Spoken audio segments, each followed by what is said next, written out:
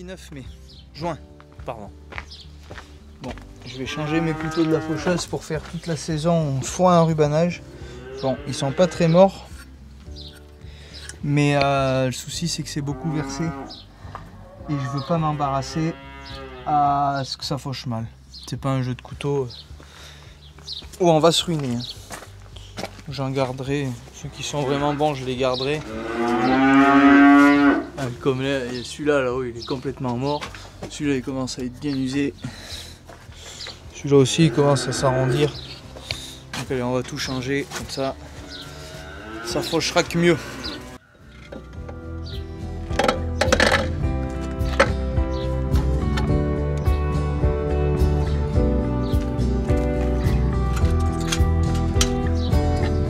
Ils sont pas morts, hein, on est d'accord.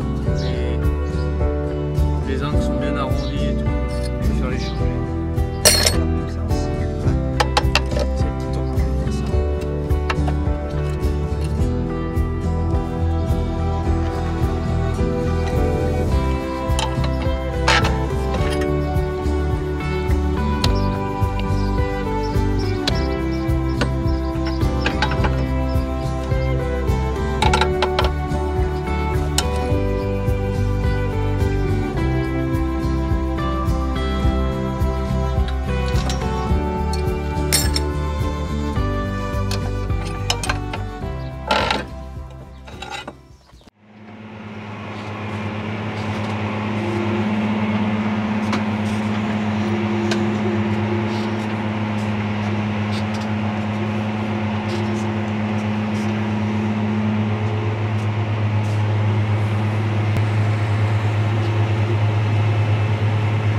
Salut à tous, bienvenue dans cette nouvelle vidéo. Comme vous le voyez, toujours à la fauche. Vous allez me dire, on en a marre de ta fauche. Eh oui, mais bon, c'est de saison les gars. Bon, qu'est-ce qu'on attaque de faucher? Je vous avais dit, les enrubanages allaient bientôt arriver. Donc ça y est, vous avez vu toutes les vidéos ensilage et semis de maïs. À l'heure où je vous parle, je ne sais pas quand est-ce que le dernier épisode est sorti. Une chose est sûre, c'est que la vidéo sur le début, sur le premier coup des ensilages, a l'air de vous plaire. On est bientôt aux 50 000 abonnés sur la chaîne YouTube, donc ça fait très plaisir, c'est très motivant et je vous en remercie. Des très bons retours, le changement des pneus a l'air de bien vous avoir plu pour la plupart d'entre vous. Dites-moi dans les commentaires ce que vous en pensez pour ceux qui ne m'ont pas dit encore leur avis. Moi en tout cas je peux vous assurer que ça a vraiment transformé le tracteur, surtout là à la fauche. Comme on peut le voir, les parcelles elles sont très pentues de ce qu'on fait aujourd'hui. D'ailleurs j'ai même pas mis le GPS parce que le GPS là il n'est pas adapté du tout dans ce type de parcelle. Il y a des coches. Alors pour ceux qui ne savent pas ce que c'est les coches quand je parle, c'est qu'il y en a dans tous les sens en fait. Alors nous on appelle ça une coche dans un sens, une coche dans ce sens. Donc il y en a dans tous les sens et c'est impossible à faire au GPS. On n'a pas le temps de tracer une ligne quand on en attaque déjà une autre. Enfin, c'est la galère. Donc là on fauche un dactyle, mélange un petit peu multi-espèces. Et on va faucher pas mal de prairies naturelles. Donc là on fauche sur Sainte-Eugénie-de-Villeneuve. C'est à 5 km de Fix, c'est vrai, je le précise pas souvent, mais on a un petit peu deux sites. On a le site à Fix-Saint-Genès où on a 120 hectares, grosso modo, je dirais. Et là, sur Sainte-Eugénie-de-Villeneuve, on en a une trentaine, un peu mieux sur Fix. Au total, on a 156 hectares. Il y en a des fois, vous me le redemandez, mais vous n'avez pas tort parce que c'est pas forcément des choses auxquelles on pense de dire. Et je sais que pour certains d'entre vous, pour se repérer un petit peu, rendre compte de la taille de l'exploitation, et ben, c'est important des fois de remettre un petit point sur tout ça. Donc là, on fauche essentiellement sur Sainte-Eugénie-de-Villeneuve parce que fin de semaine, ils annoncent des orages. On ne veut pas prendre le risque de tout faucher. On avait 26 hectares au moins à faire au total, foin plus enrubanage. Donc on n'est pas tard en saison. Je vous rappelle, l'an dernier on n'avait pas fini d'ensiler. Si je crois qu'on avait fini, on finissait juste d'ensiler. On n'avait pas fini de semer du tout les maïs. On avait fini ça au 21 juin. Donc là on est le 9 juin, donc pour vous dire on a bien de l'avance. Et c'est très bien qu'on ait de l'avance parce que tous les maïs sortent, même les derniers semés, donc ça c'est cool quoi. Il fait un peu de pluie de temps en temps. Et il se fait du bon travail cette année, comme je vous l'ai déjà dit dans les 2 vidéos précédentes. Donc voilà, allez, petit changement de parcelle, je replie mes tapis.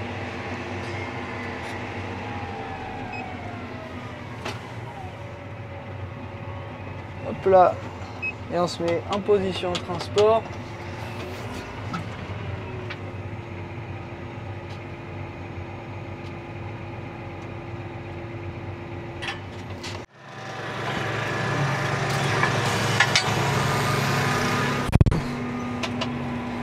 Ah, vous voulez le bruit?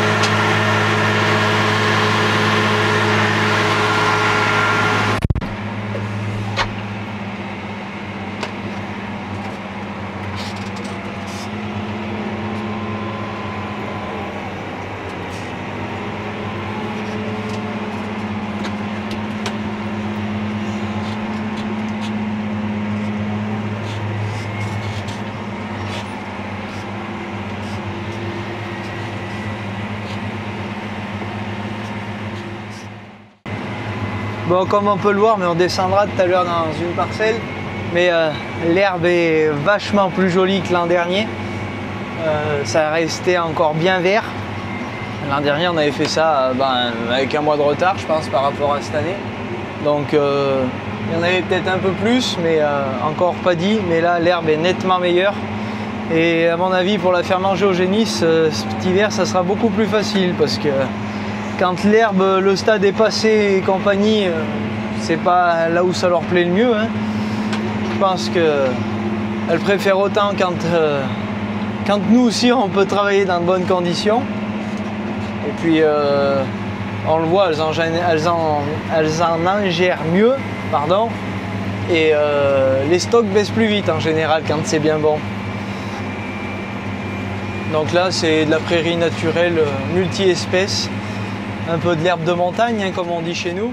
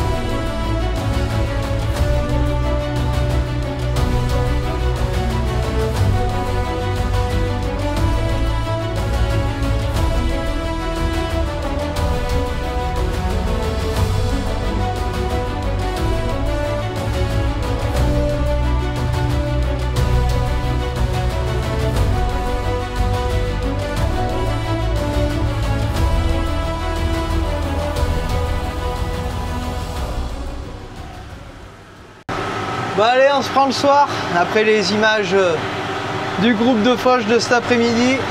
Bon, vous avez vu, on a fauché un peu des parcelles qui penchaient.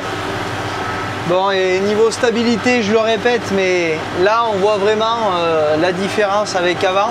Je suis avec le tracteur de Sébastien, notre collègue.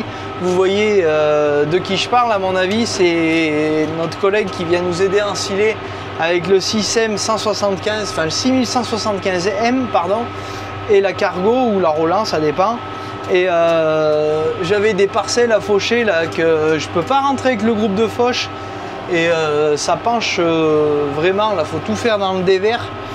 Et quand ça penche vraiment, ça a tendance à marcher un peu en crabe, le tracteur avec le groupe de fauche, vu qu'il n'y a vraiment pas de poids sur le tracteur une fois que toutes les faucheuses sont posées. Je pense que je pourrais le faire celui-là, mais il y en a un autre, si c'est pour aller se foutre en l'air, c'est pas la peine. Donc Sébastien m'a prêté son tracteur et sa faucheuse. Donc tout était attelé, il m'a dit tu prends tout, on s'embête pas, et puis ça va très bien comme ça. Donc on aura fauché une dizaine d'hectares à peu près. Et là il y a des jolis rangs d'herbe, vous voyez. Et puis de la bonne herbe. De l'herbe bien verte, avec pas mal de différentes espèces. Et à mon avis, en enrubanage, ça sera pas tout mauvais là. En plus, la parcelle est bien exposée, donc ça devrait bien vite sécher. Bon, et par contre, là, avec la faucheuse pendulaire comme ça sur le côté, j'avais plus l'habitude, mais il faut vraiment faire attention parce que il y a moins de poids sur le tracteur, certes, mais le poids, il est tout du même côté. Et il faut bien faire attention là aussi quand on lève la faucheuse d'être tournée du bon côté parce qu'elle a le conditionneur en plus, donc elle porte assez loin et ça fait vite du poids au bout de la faucheuse et ça pourrait vite mettre le tracteur en porte-à-faux. Mais bon là ça va, il y a 180 chevaux pour aller dans les pentes, il avait mis la masse à l'avant, donc ça va relativement bien. Allez, on finit ça tranquillou et puis on se reprend demain.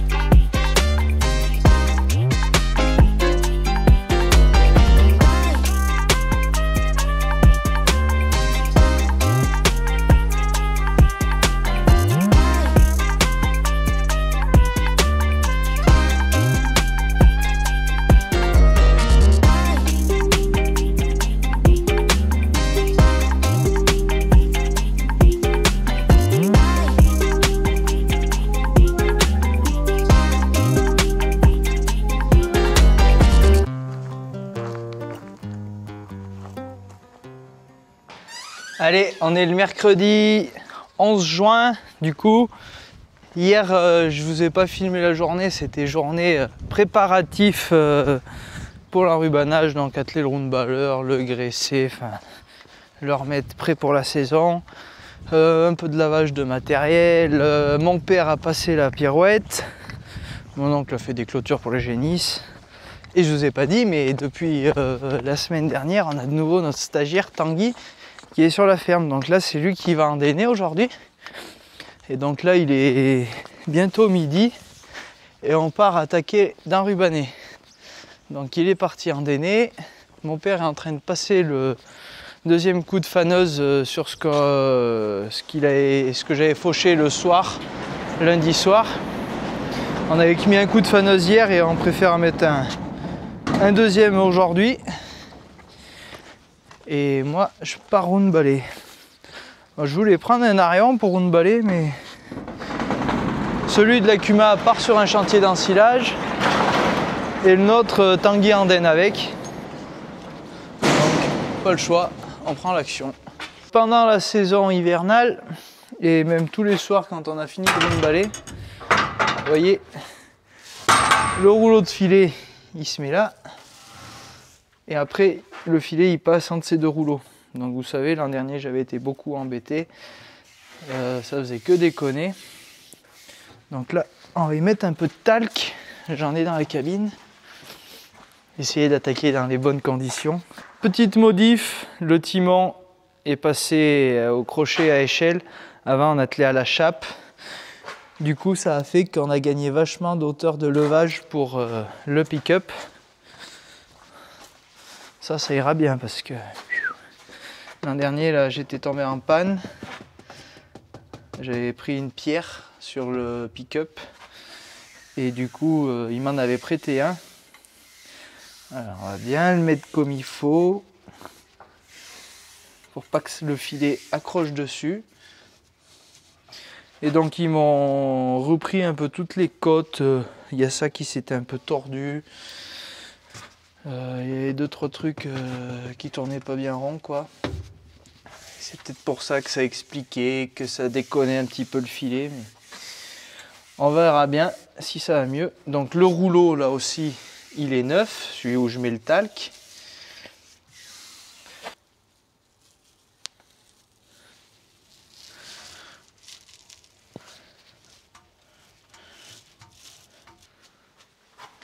Et on renclenche. Hop là. Et ben allez, il n'y a qu'à partir. Croise les doigts. Croisez les doigts avec moi les gars.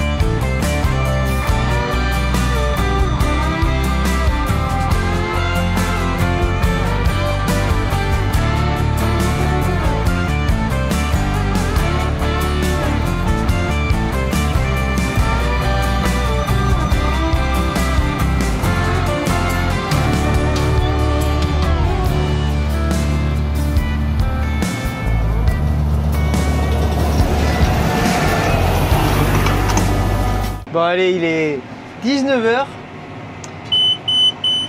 Le chantier avance bien depuis que j'ai attaqué. Sauf que j'ai attaqué il y a 1h30, 2h, 1h30. Tout à l'heure, quand je vous ai dit allez on y va, j'espère que ça va marcher et tout. Catastrophe. J'ai fait une botte. Pas deux, une botte. Petit souci dans le pick-up. Je suis pas grand mécano, moi je pourrais pas trop vous expliquer ce que ça a fait. Mais en gros, il y a une barre qui est passée au milieu des barres et ça a fait une mayonnaise de barres. Bon, elles n'ont pas bu un coup ensemble, mais elles se sont bien montées dessus quoi. Et du coup, le pick-up il a fait clac clac clac et zoom zoom zoom. C'est tombé en panne à la première botte. Donc le temps d'avoir la concession Chapuis, force à eux parce qu'ils m'ont vraiment bien dépanné. ils m'ont mis roundballer équivalent en neuf. Il marche du tonnerre, je me régale. Quand ça marche bien, c'est un régal de faire des bottes. Le liage marche super bien, donc là, il n'y a pas à dire. Quand la machine marche, c'est un bon roundballer. Mais alors ce matin, vous m'auriez vu, bon, j'étais pas fou parce que ça servait à rien de s'énerver. Mais heureusement qu'il n'y avait pas de l'eau annoncée parce que ça aurait été le chantier. Allez, on va faire un peu. Regardez un peu l'humidité. Ouais, c'est quasiment du foin, on va dire. Hein. 9 d'humidité.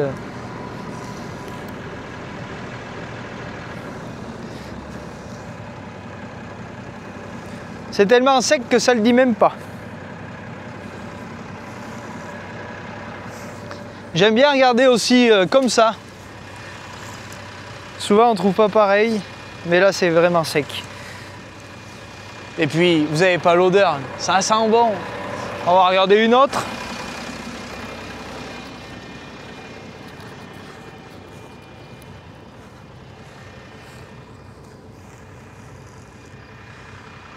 Ouais, 11. Il y a un peu du 10, 15. Ouais, 12. Ouais. Il y a eu 2 coups de faneuse. Le coup d'endeineur, c'est endainé depuis bien 2 heures au moins. Ouais, 10. 9. 11.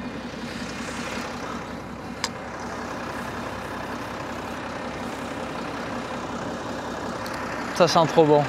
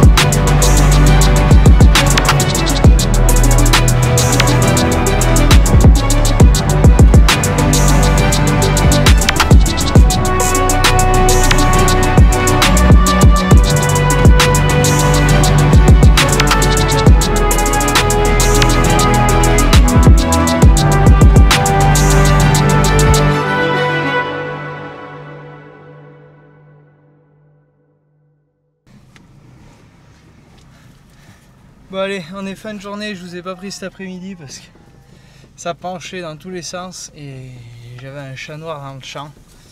Et pas loupé, il m'est arrivé que des galères. J'ai échappé 2 bottes cet après-midi. Donc là, les génisses, je les ai lâchées dans la partie qu'on vient d'arrubaner, comme ça elles vont manger le tour du champ, histoire de finir d'y mettre bien propre et manger un peu ce qui reste par terre. Allez Féfé! Et je vais en profiter pour aller réparer la clôture, parce que la boîte elle a fini sa course là-bas en bas cet après-midi, et ça m'a couché un piquet et ça m'a coupé un fil. Donc avant que tout le monde s'échappe, je vais aller mettre tout ça en état. Et puis voilà. Donc on a fait 180-190 bottes, je sais plus. On a fait sur les parcelles, du coup il y a des parcelles où on a les génisses en pension, où il y avait trop d'herbe, on en a fauché un peu, on a fait 96 bottes là sur la pension. Et sur chez nous on en a fait 86. Ça va, ça se passe bien la déco, ça vous plaît? Ah les mouches à cette heure c'est horrible. Bon allez, je la ramasse un peu mieux. On va réparer ça là-bas au fond après.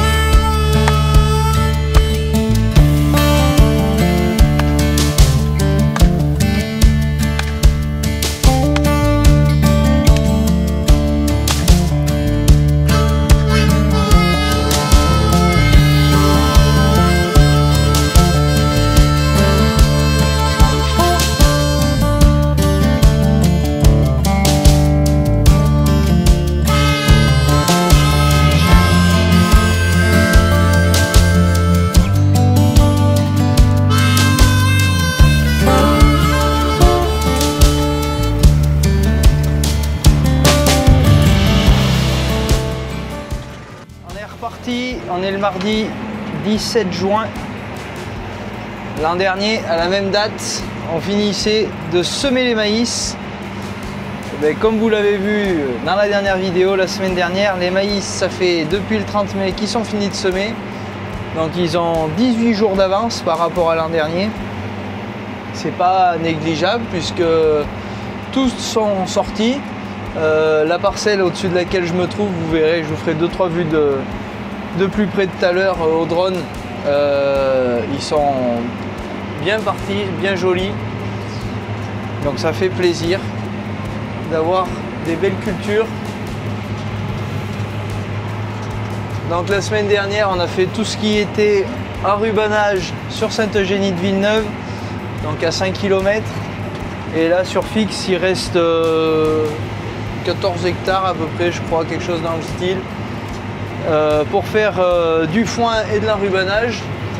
Alors nous sur l'exploitation on n'a pas besoin d'énormément de foin, c'est juste pour les génisses comme je vous disais qui sont dans l'ancien bâtiment et aussi pour celles qui sont pour les petits veaux au bâtiment en haut là quand on les habitue à manger du foin dès le plus jeune âge. Et puis l'enrubanage qu'on fait, on le fait très très sec comme vous avez vu avant dans la vidéo.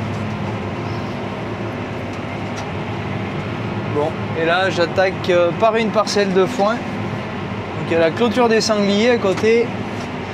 Je reviendrai passer un coup à la fin, juste avec une faucheuse de l'arrière, afin de ne pas aller attraper la clôture. Bon là on est vraiment dans des dates et des conditions au top hein, pour faire du foin nous. L'herbe n'est pas passée, c'est encore bien vert. Et là ils annoncent une semaine magnifique pour faire du foin, un peu moins pour les maïs. On a réussi à... Enfin on a eu la chance d'avoir un orage dimanche. Donc ça aura redonné un peu un souffle au maïs. et également pour les céréales et pour les secondes coupes. Hein. Ça n'aura pas fait de mal pour les cultures. Et puis voilà. Allez, c'est parti. De nouveau, il y a de l'herbe. C'est vraiment pas vilain. Ça va faire du beau foin de montagne.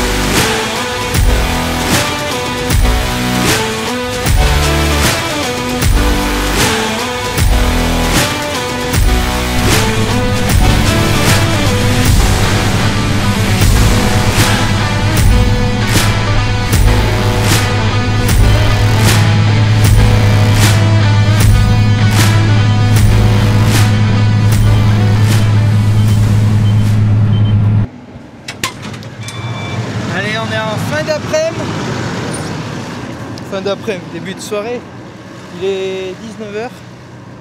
Bon, je suis toujours en train de faucher. Je fais du jardinage, comme on dit.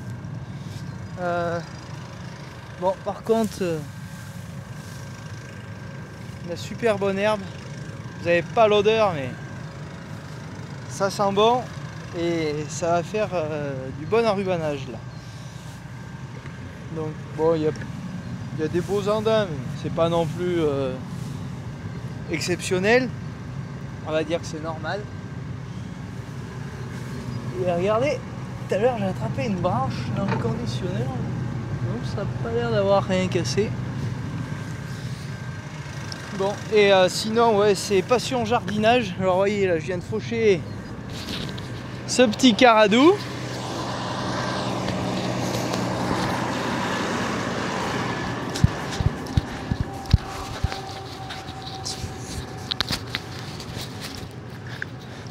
Juste avant, j'en ai fauché un autre. Donc là, je suis obligé de replier pour faire 2 mètres. Là, je vais aller faucher en face par la côte. Là, j'avais fauché là avant. Et après, j'ai fait que des petits coins, des petits coins. Mais bon, il faut bien les faire. Hein. Donc voilà. De la bonne petite herbe de montagne. Quand c'est fait au bon stade, c'est du chocolat ça pour les génisses. Ah, ça me fait penser en voyant le tracteur. Cet après-midi, il y a Sodigente qui m'ont appelé pour remercier et tout pour la vidéo, mais également pour vous remercier sur les commentaires que vous aviez laissés par rapport aux jantes. Toujours aussi belle. Vous avez adoré le tracteur, il vous plaît. Et comme je l'ai déjà dit, alors comme ça, ça l'a changé visuellement, mais stabilité, tout, traction, ça n'a rien à voir. Et du coup, Stéphanie était super contente de la vidéo et des retours que vous aviez fait suite à la visite de l'usine. Beaucoup de bienveillance dans les commentaires, donc vous êtes au top. Et encore un grand merci pour les 50 000 abonnés qui ont été atteints le week-end dernier. Vous êtes vraiment au top du top. J'espère arriver un jour à 100 000, mais si j'y arrive pas, ça m'empêchera pas de dormir. Allez, on continue de faucher. Normalement, on ne devrait pas pâtir à finir ce soir.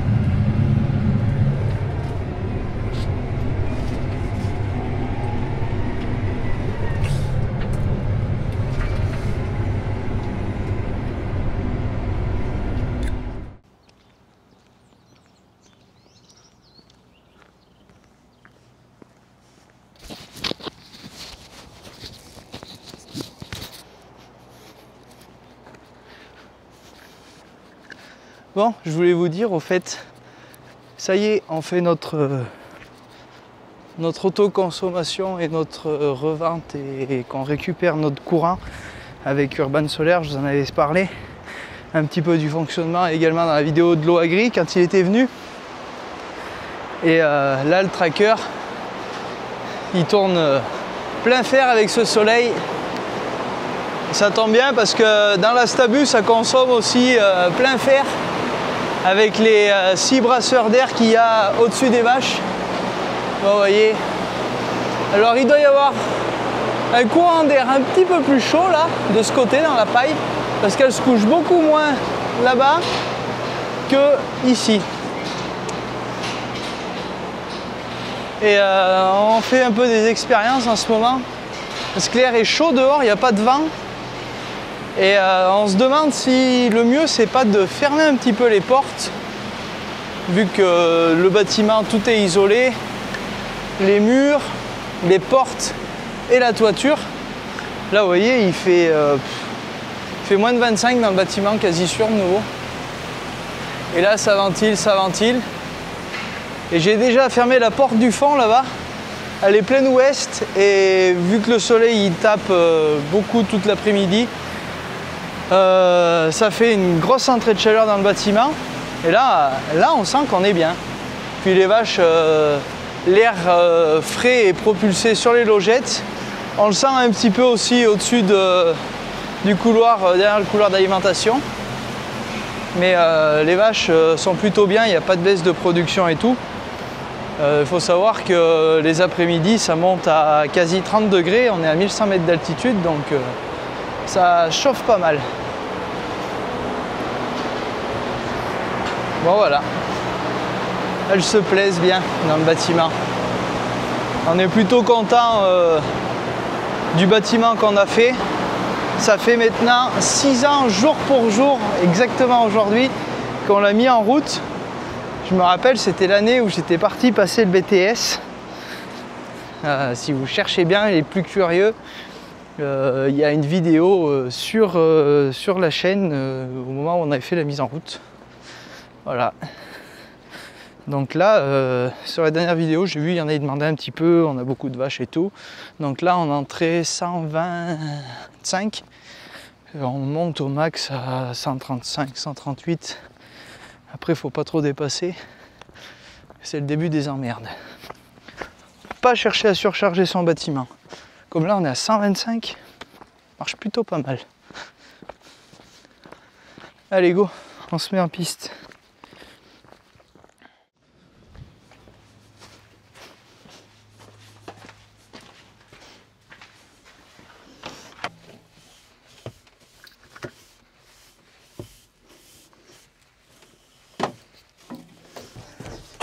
Je suis un grand maniaque des cabines, j'adore que ça soit propre, histoire qu'on soit bien pour travailler.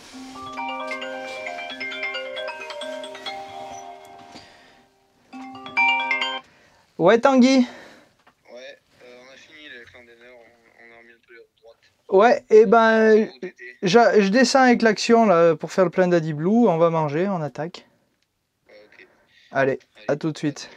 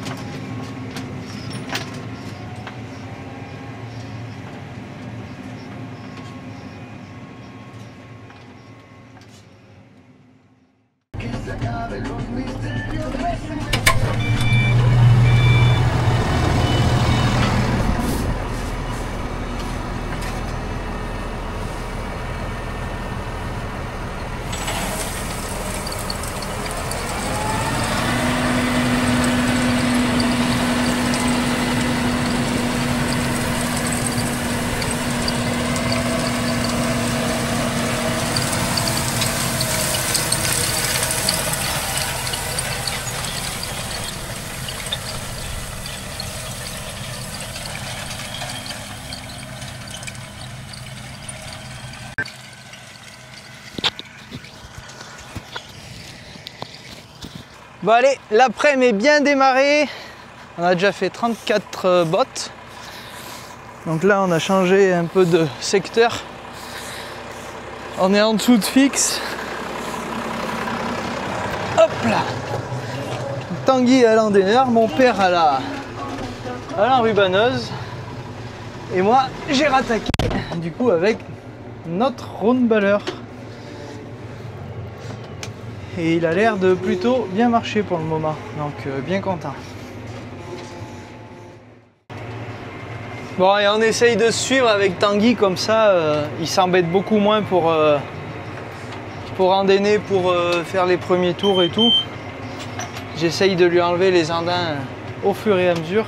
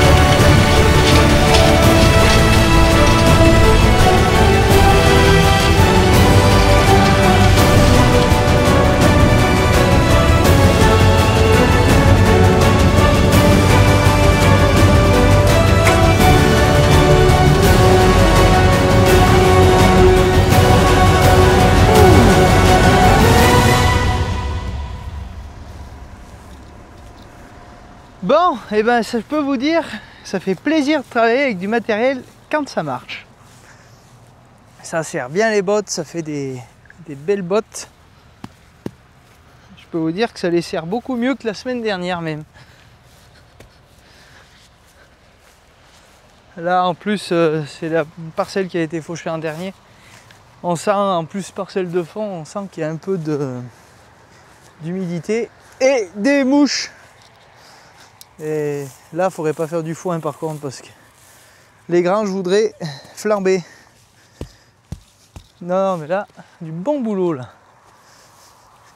Impeccable. Donc, un peu mieux de 100 bottes de fait, je sais plus combien il y a exactement au compteur. Et là, il nous reste juste une parcelle, toute petite parcelle, avant de faire les foins demain après-midi. Et on sera à jour sur tout ce qui est première coupe. Donc j'ai 113 bottes. Le roundballer a marché vraiment impeccable. Ça fait plaisir. Je suis pas descendu une seule fois pour le filet. On croise les doigts pour que ça dure toute la campagne. Et ça sera royal. Bon, toujours avec le filet Tama. Donc là c'est le normal. Et j'ai repris du royal pour la paille coupée. C'est le filet, il est un peu plus résistant que le standard. Donc de toute façon je vous referai voir tout ça en temps et en heure. Oli walou. Ça fait des belles bottes quand elles sont comme ça, là, bien fermées sur les côtés, bien lisses, c'est beau.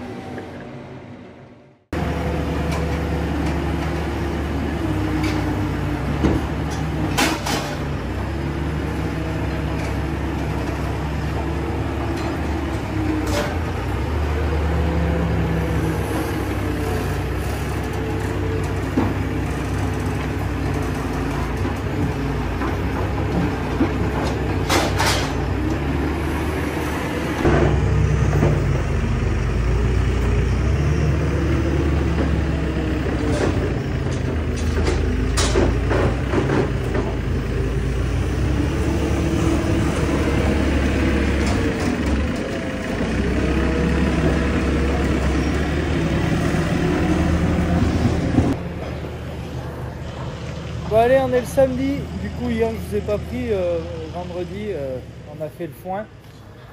Donc on a fait 125 bottes, vous voyez, on est en train de le rentrer.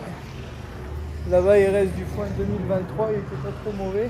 Le 2024, on avait tout mangé, qui était pas terrible. Et là par contre, vous n'avez pas l'odeur, mais ça sent sacrément bon. Du joli foin, bien vert, c'est du vrai foin de montagne là. C'est de la tisane.